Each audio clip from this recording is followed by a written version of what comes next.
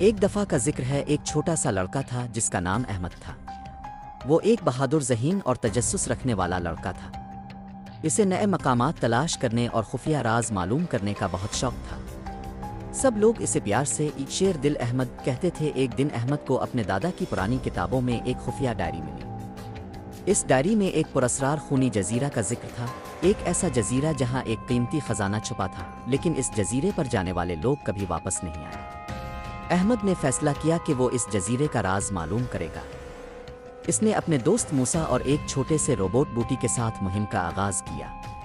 وہ ایک کشتی میں سوار ہو کر طوفانوں سے لڑتے ہوئے جزیرے تک پہنچ گئے۔ جزیرہ اندھیرے اور خطرات سے بھرا ہوا تھا۔ ہر طرف عجیب و غریب آوازیں، جادو کی شکل میں چھپی ہوئی مصیبتیں اور چالاک دھوکے موجود تھے۔ احمد نے اپنے حوصلے، موسیٰ کی مدد اور بوٹی کی ٹیکنالوجی کی مدد سے ہر مشکل کا سامنا کیا۔ آخرکار وہ ایک پرانی غار تک پہنچے جہاں خزانہ چھپا ہوا تھا، لیکن خزانے کی حفاظت ایک دیو قامت سانپ کر رہا تھا۔ احمد نے اپنی ذہانت سے ایک منصوبہ بنایا۔ بوٹی نے سانپ کی آنکھوں کو چمکتی روشنی سے دھوکا دیا اور موسیٰ نے سانپ کو دوسری طرف متوجہ کیا۔ اس دوران احمد نے خزانے کا صندوق حاصل کر لیا۔ جب وہ واپس آئے تو پورا گاؤں ان کی بہادری پر خوشی سے جھوم اٹھا۔ احمد، موسیٰ اور بوٹی کو جزیرے کے ہیروؤں کا خطاب ملا۔